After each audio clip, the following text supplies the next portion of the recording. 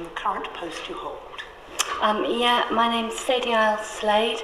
I work at Ealing Hospital on Uxbridge Road, UB1, and I'm a midwife working across the Triage and Birth Centre team. Now, if you look at the document in front of you, you should see your submission. Can you confirm that it's true to the best of your knowledge and understanding, and that you wish it to stand as your evidence for this commission? Yes, I can. I wanted to start by asking you how long you have been a midwife at Ealing Hospital for. A year and a half, coming up to 2 years actually. Yeah. And I understand from your submission that you started just as the new birth centre was opening, is that correct? Yes. Can you explain to the commissioners please what the centre offers? It offers low risk women and high risk women who've been through supervision and made plans with the medical teams. Active birth, mobilisation, water birth, just more choice really than existed already, and just increases the kind of chances and rates of normal birth.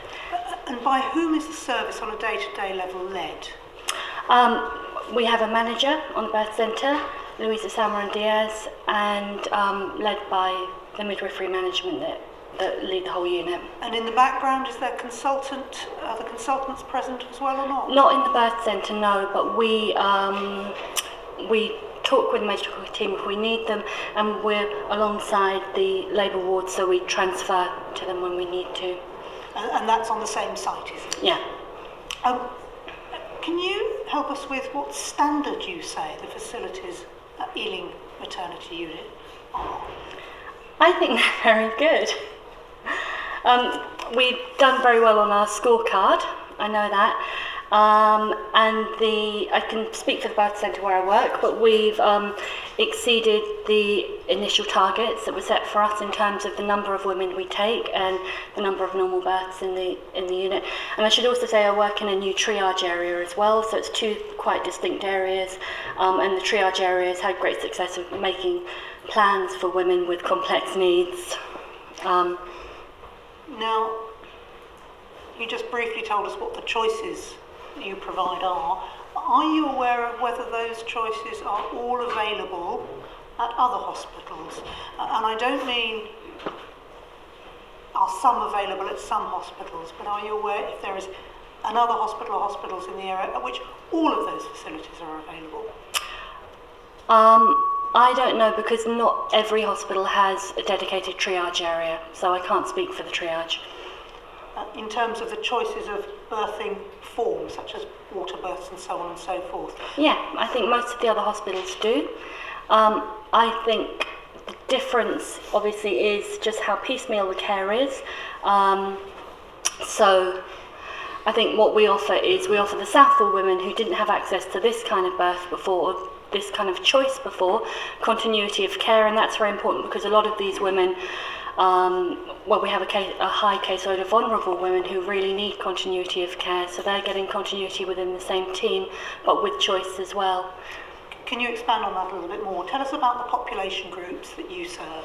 Okay, so we have a high rate of black and ethnic minority women. We have a lot of women who don't speak English as a first language, or many who don't speak English at all. A lot of immigrants. There's quite a high rate of issues like domestic violence and poverty, very low housing standards among a lot of the women who we serve. And although possibly not all women in the borough of Ealing get their maternity care at Ealing, just about all the women in Southall do, and it's a highly populated area, and those are the most vulnerable of the women that we serve.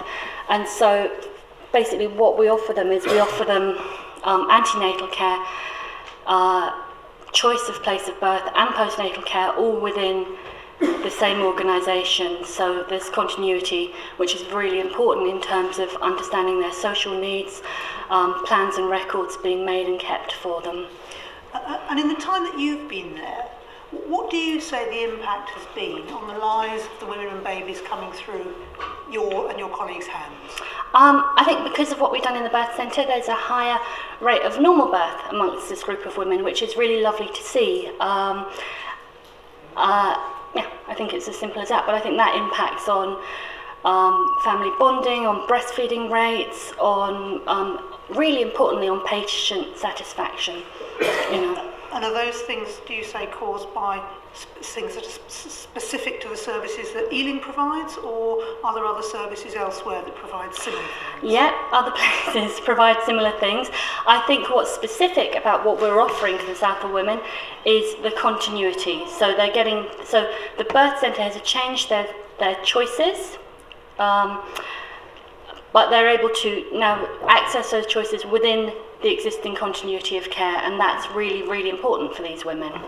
And if that service goes, if the unit shuts, what will the effect be on that group of women? I think the care will just be more piecemeal, because as I understand it, Imperial would be taking over the community care. So, but I'm not sure that a lot of the Southall women would choose to go to Imperial. I think they might be more likely to go to Hillingdon. Also, when you say Imperial, which part of Imperial are you referring to specifically? Well, either, but I imagine Queen Charlotte's is the closer one. Yeah.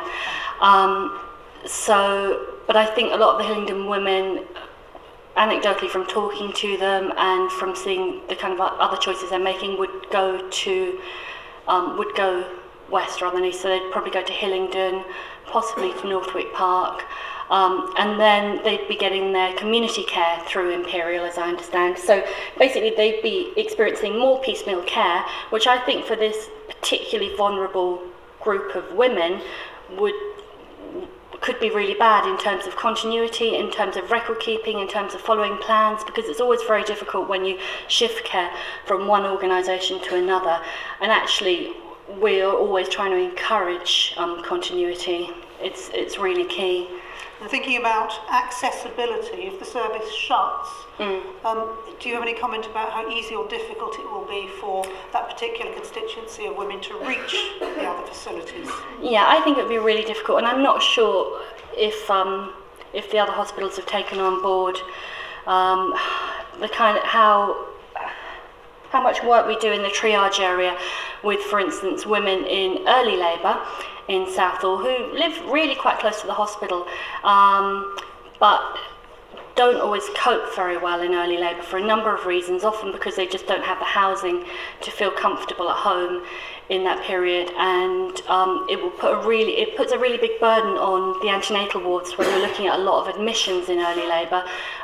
So you need to be able to reassure women that they can reach hospital within a good time, and that they're going to be safe at home, and that needs to be realistic. Of course, if you've got any doubts about that, or about their ability to cope, or their anxieties, or how fast they're going to progress, then you need to admit them if they turn up rather than send them home, and then you need the antenatal capacity to deal with that. And having talked to Imperial about this, but I'm sure it's the same in the other hospitals, I'm not sure if they've taken on board how much work we do in triage with our early labourers. So it's quite a burden of our work. So can I just check if I've got this correct? Yeah. That if they have to travel further, there may need to be more earlier admissions because of the uncertainty of the travel. Is that what you're... Yeah, I'm saying there would need to be more earlier admissions for several reasons. Some of them are simply because it wouldn't be safe for women to be sent home if you didn't know how fast they were going to progress. But some of them would be simply for reassurance and anxiety. A lot of our women don't cope very well, and I think there are a number of complex reasons: housing, the fact that they're often new in country and don't understand the system, and just for those reasons, I think for social reasons there'd be more admissions. So again, have I got this correct? Is it your evidence that the work that your triage service does keeps women out of hospital? I think, and I think it's partly the work that the triage service does, and it's partly our location, the fact that we can reassure women that we're very close to them. Now, what about knock-on effect if the maternity unit is shut? Is there any impact, there may not be, I don't know, on women who have children, other responsibilities? Is that something that you've given consideration to? Yeah, definitely. I think it's very difficult for women with large families and without a lot of extended family support in this country to come to hospital and leave their families. So in the birth centre, quite often we get even though we're very local, we have families who turn up with all their children, and we have to kind of try and facilitate the whole family in the birth centre. And they will be waiting for somebody to come up from the south or to pick the kids up, which will often happen just before birth. So yes, definitely the distances would impact on childcare.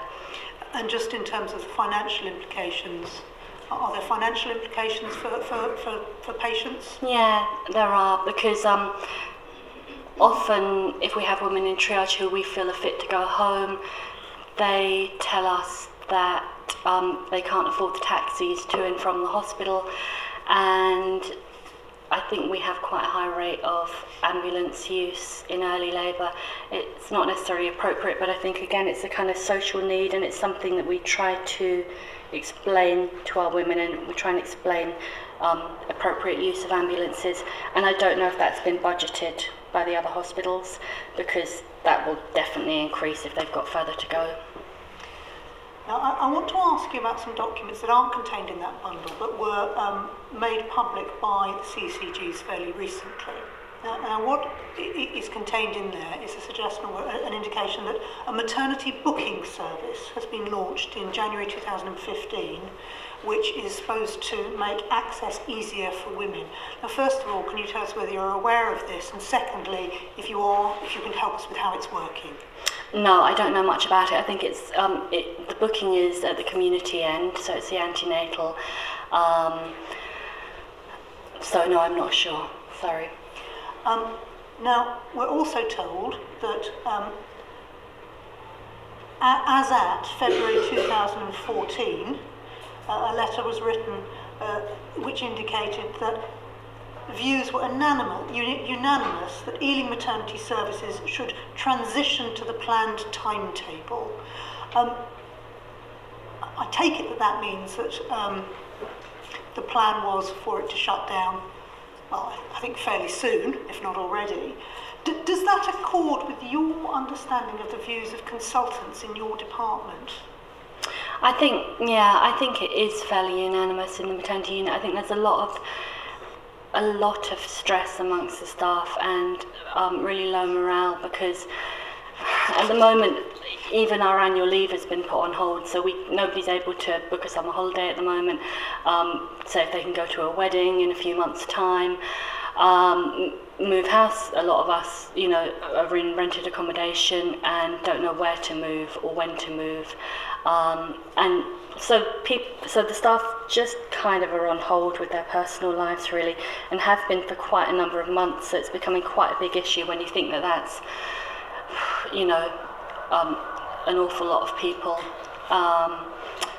And so whilst unanimously ideally nobody would want the hospital to close, or the maternity unit to close, or to lose a service, I think a kind of secondary and really strong frustration is just that the timescale on it keeps slipping and keeps moving, and nobody knows what they're doing, and staff are feeling really undervalued and frustrated. And what about impact on patients, services? Well, I don't know. I mean, I think for the patients, I suspect that the booking numbers are falling, just because patients are confused about whether we'll be there and how long we'll be there, rather than because they don't want to be there anymore. We get women and their families come into triage all the time, kind of saying, "Oh my God, you're closing. Why are you closing? What's happening?" And we just kind of say, "Oh, we don't know," and we're still here and keep coming. So I hope and I feel that it isn't impacting, that the staff morale isn't directly impacting on patient care, but I definitely feel that patients are confused about whether they should be booking with us, whether they should be coming to us, and if they are booked with us because it's where they want to be, I think they have quite a lot of anxiety about whether we're going to be there when they come to have their baby in a few months' time. Now, I'd ask you, if you could turn, please, there's a volume in front of you, marked volume 5. If you would mind turning to the very last document in that bundle, please. Sorry. Oh, yeah.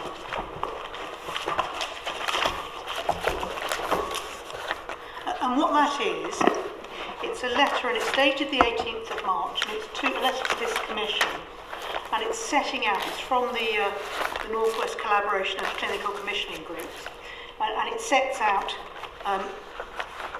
sorry, I beg your pardon, slightly. Is it? No, I beg your pardon, sorry, it's the very last document, it's 1756, and it's a letter sent on behalf of Dr. Mahini Palmer. You have to go further back than that. 1756? I wonder if it's made it into the bundle. It may not have done. Right at the very last document. Yeah. Okay. Just an email, yeah? This is just an email. And if you look down, you'll see it's headed up Dear Colleague, and then you go down 2 paragraphs. And what it says is this. Ealing Hospital Maternity Unit is currently a safe place for women to give birth. However, those standards for maternity units are changing, and we know that in future Ealing may struggle to meet those standards. I wonder if you could comment on what you think about that.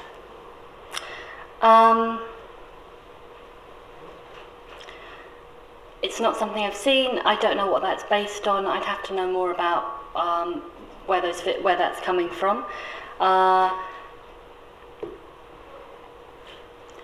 Certainly I feel that it's safe, and I know that we're achieving good outcomes in our scorecard. So I don't have anything else to say on that, I'm sorry, without knowing the background to that comment. Could you just perhaps help us with this, the next sentence?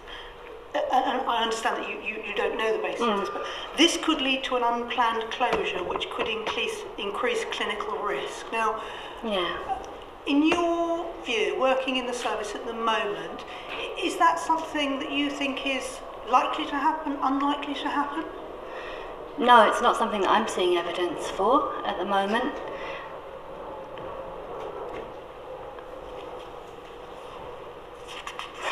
So you're unable to comment? I am, yes, sorry. No, that's perfectly reasonable.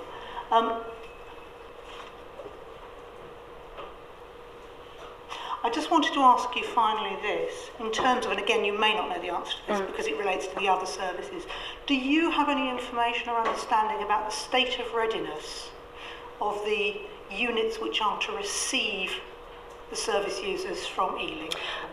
We're told that they're not ready. We had a meeting yesterday with our head of midwifery where we were told that Imperial had estate issues still, and that Hillingdon are still, I think, 9 staff short of being ready. And obviously in the NHS it takes quite a long time for posts, well, I don't know, not necessarily obviously, but it takes quite a long time for posts to be filled because there's a lot of paperwork to go through and a lot of checks to be made, so it can take months. So I don't know how far off that means 9 staff. Do I take it from that you weren't given an indication of when they Yes, we were told possibly a closure in June. But we've been told a lot of dates over a period of months. So we were told June, and if not June, October. So nobody really knows what that means. All right, thank you very much. Would you like to wait there? There may be questions from the commissioners. Yes, good afternoon. Thank you for your information. These are specific questions that really I want to ask. In terms of the other units you've just been asked about, and you said Imperial have estate problems and Hillingdon are 9 staff short. Do either of those, almost by implication, do either of those observations apply to your unit? In terms of staff shortages or estate problems? Yes. No, not at the moment, not for the caseload that we have. Foreseeable? Well, possibly. I think if this deferral of dates continues and we stay open for some time, we could lose staff because of the uncertainties. Yeah. Because of the uncertainty? Yeah, but if there weren't the uncertainty, you wouldn't have the staff problem? I don't think so, no. Yes, I just want to continue with the specifics. We were told by an earlier witness that actually a rather large sum of money has just been invested. 2011, 2013 in a birth centre. Yeah. Something in the region of £2 million has been spent. So as far as investment is concerned, you then went on to talk about the quality of care. As far as you can see, is in terms of this unit, you've talked of scorecards and so on. Does it appear to be failing in any regard? No. And the scorecard you use, what is the scorecard you're talking about?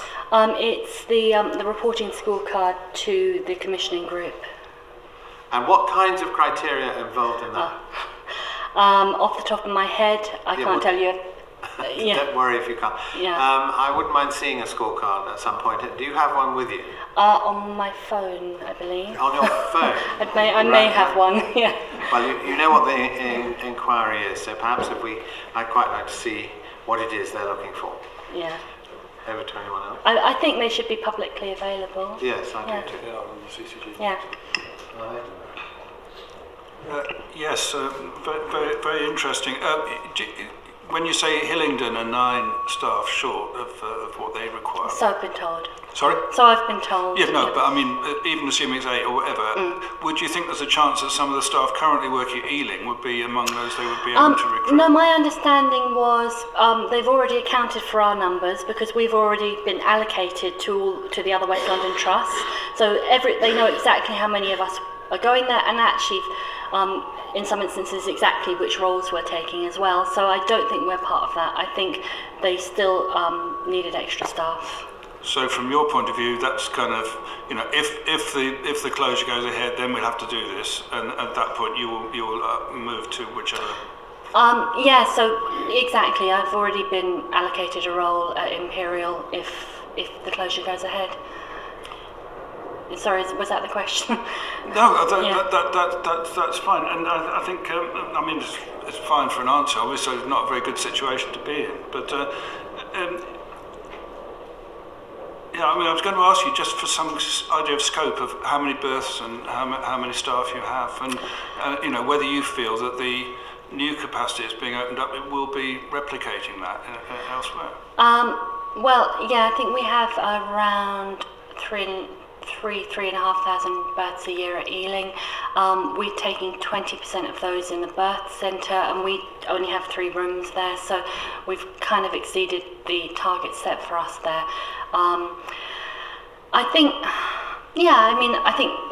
the birth service and the choices will be replicated. As I've said, it's just repeating what I've said, but really I think it's a really important point that the care will potentially be piecemeal, and actually a kind of continuity of care in terms of antenatal education, antenatal care, particularly for vulnerable women, leading to directly impacts on women's birth choices and how comfortable they feel when they go to their place of birth, and how well received and how well understood their care plans are, and that directly has a direct implication on their postnatal care, on postnatal outcomes, on things like postnatal depression and bonding and breastfeeding and kind of larger family outcomes really. And I think for a kind of robust family those things don't always matter so much, but for vulnerable women they matter a lot. So it's just repeating those concerns, yeah. Thank you. Just 2 short questions, really. Referring back to this email that was sent around by Dr. Palmer, Yeah. She comments changes would involve having more senior consultant cover in maternity units. I mean, as a working busy midwife, do you have any concerns in respect to the consultant cover you have at Ealing at the moment? No. I know that we don't have the 24-hour cover that other hospitals have.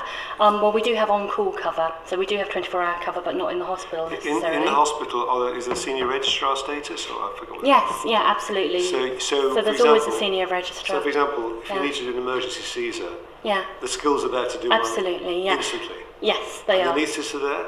Yes. And you can resuscitate a baby. Yeah, everybody can. Everybody's trained to. I know. Of course you can. They can go, there's a special care unit for babies. There is. So there's a special care unit. There's an anaesthetist team on calls, and they're part of the crash team. So there's always a crash team on call. 24 hours a day. Absolutely, 24 hours. Yeah, I don't think you could run a labour ward without that. So even though you haven't got a consultant, you've got a member of the Royal College of Obstetricians and Gynecologists. Absolutely. They're available to do a Caesar if you need to. Yeah, and they do go on all every day, any time as necessary. So there is skilled cover available. There is. Without this magic word consultant.